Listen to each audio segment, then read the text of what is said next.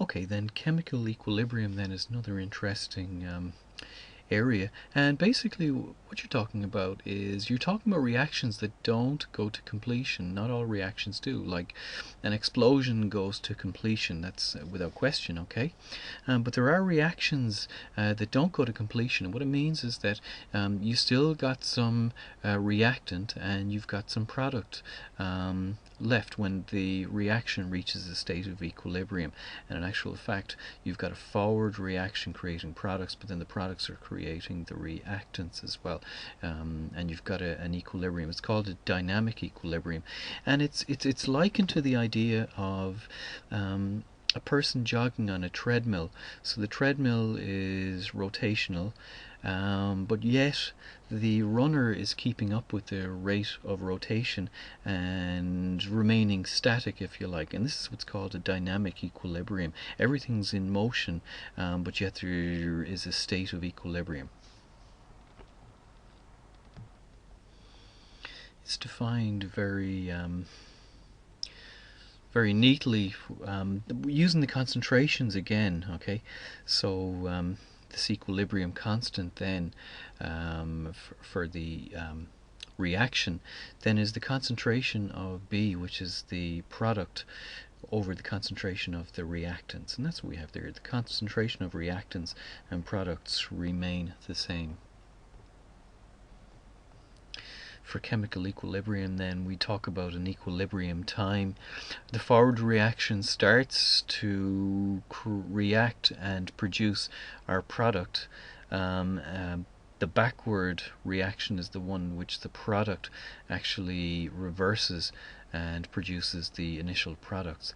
And so this rate drops, this one increases, and at some point the two reach an equilibrium state, and that's chemical equilibrium. At chemical equilibrium then, note the concentration that you have for the reactants and indeed for the products. You'll note that we end up having two different concentrations. Now, after time equilibrium, the time it takes for equilibrium to occur. Now, what that means is that the concentrations remain the same. Okay, they don't change, but they may be different to one another. You can see that these are at two different points on the graph. The equilibrium constant expression then, K subscript EQ, you'll see is the ratio of the equilibrium concentrations raised to powers equal to the stoichiometric coefficients. So this has to do with, again, these molarities, how many moles of reactant and product that we have.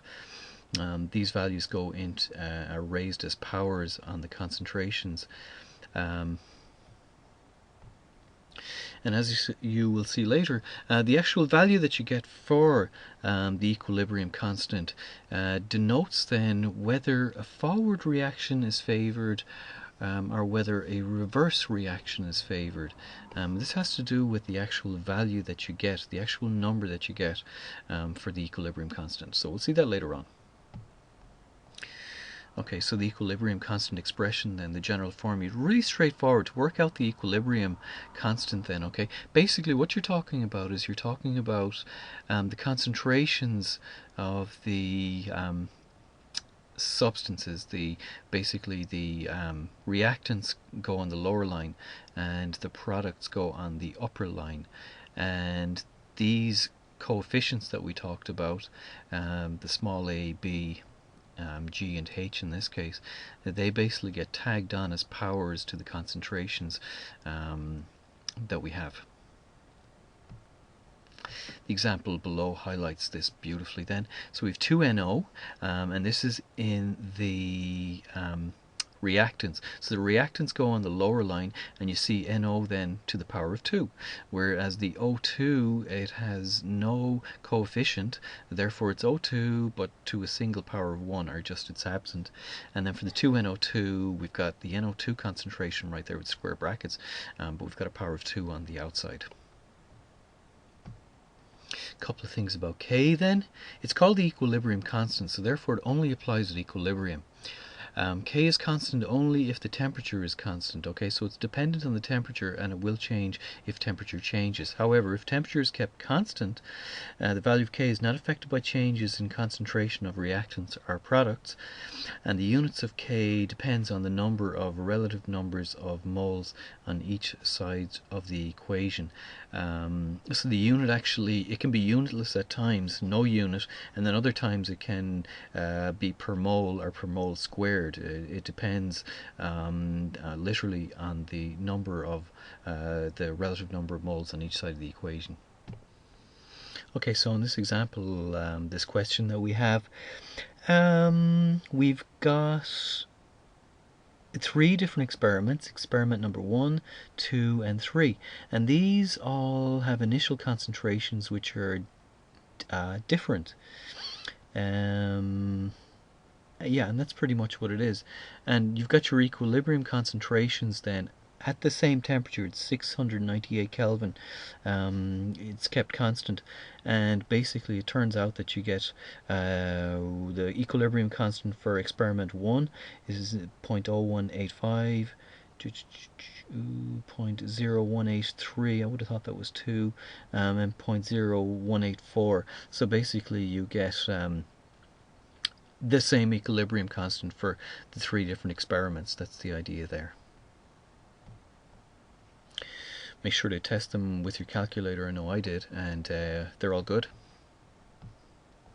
Okay, equilibrium constant expressions that involve gases then, because gases can be somewhat invisible at times, or well, just basically harder to weigh or get the mass of, or to get the molarity of in that way.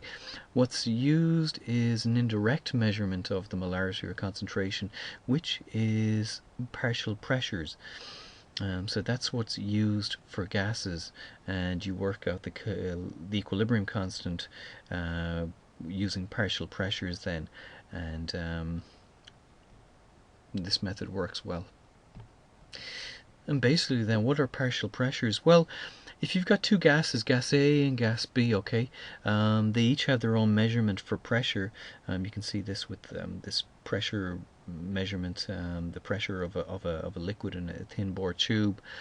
One's got 300 millimeters of mercury, measured on this scale, and the other gas has got a partial pressure. Now again, these are partial pressures, 400 millimeters of mercury measured off this tube, and basically the 2 partial pressures, if the 2 gases are injected into the one container, the total pressure for this other container is going to be the sum of the 2 partial pressures, and that's all partial pressure means.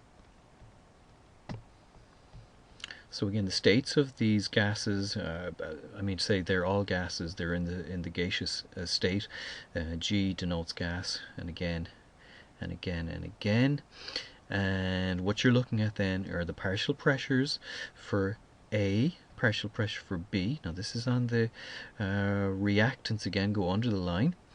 These are the partial pressures in actual fact, so you don't have the square bracket, and they go under the line, and above the line then you've got the partial pressure of G as a product and H as a product, partial pressure of H, and the coefficients go tagged on as powers then as well, as previous. Alternatively, the equilibrium constant for partial pressures can also be calculated using this equation. Kc stands for the equilibrium constant. R is a constant. It's pressure liters per Kelvin per mole is what that is. And then notice in the power you've got a delta N value, and the delta N refers to what's called the stoichiometric difference between products and reactants. So it's the coefficients you add together, there we go, G and H add together as the products, minus, it's the difference now, remember, so it's minus the coefficients of the reactants, A plus B plus etc, etc. In a question then involving all gaseous state reactants and products, we're then going to use the partial pressures formula for calculating the equilibrium constant. And in this case, all our values are there. Kc is 2.8 by 10 squared, and temperature is 1000 Kelvin, so they're just direct inserts, and we have the value then of this value, this constant that's given for R. Equilibrium constant expressions involving pure solids do not contain concentration terms for pure solids or liquids, so these basically get struck off from our general equation. And you see the same then for pure liquids then as well. The H2O just gets struck off as well. Equilibrium constants for forward and reverse reactions are the inverse of one another. So if you've got the value for the forward reaction, the reverse is just going to be the inverse of that. You just do the reciprocal, or 1 over the value, and that's as simple as that. Okay, remember I made this really important point earlier on about the value of the equilibrium constant. If K is greater than 1, then equilibrium concentrations of the products are greater than the concentrations of the reactants. So therefore a reaction is product favored. If K is much greater than 1, then the reaction essentially goes to completion. Now if the equilibrium constant is less than 1, then the reaction is reactant favored. If it's much less than 1, then essentially the reaction does not occur at all. Equilibrium problems then occur in kind of two ways. We can use the equilibrium concentrations to find the value of K, or the known equilibrium concentrations of the reactants and our products, and the value of K to determine the unknown equilibrium concentrations of the other reactants and products.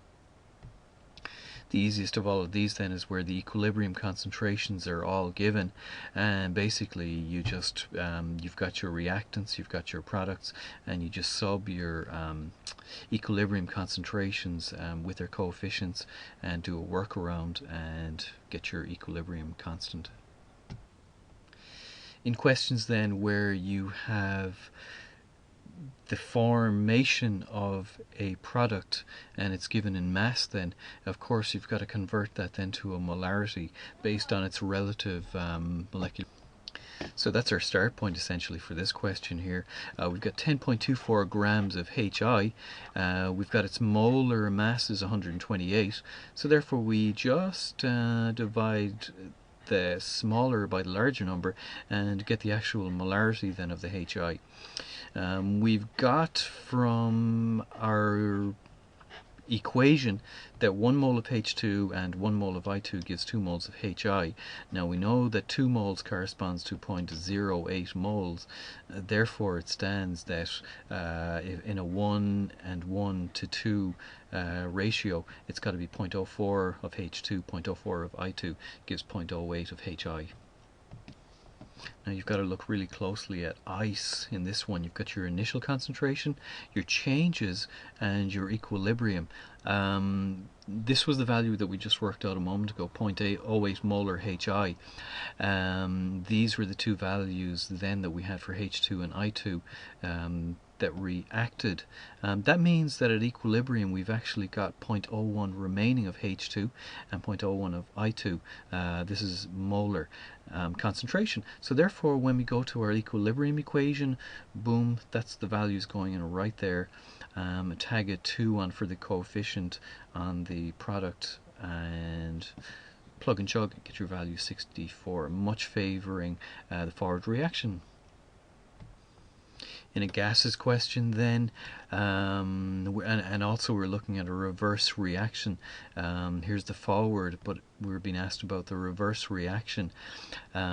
We've got an equilibrium constant of 0.660, but because we're looking at the reverse reaction in our question, we've got to do the 1 over 0.660. We've got to get the inverse of it, so we get an equilibrium constant then of 1.52 for the reverse reaction, and we also have our temperature, and then we have our R value as well, and we should be able to work out our equation then.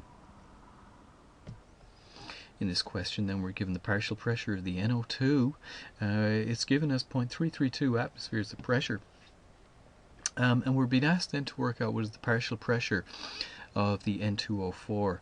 And we've got our equilibrium constant, and it's for the forward reaction this time we're going to use 0.660. And so therefore we use the simple equation, and 2 out of 3 ain't bad. We've got 2 parts of it. We've got to work out the third, and it's just simple algebra. And it works out to be the partial pressure of N2O4, 0.167 atmospheres.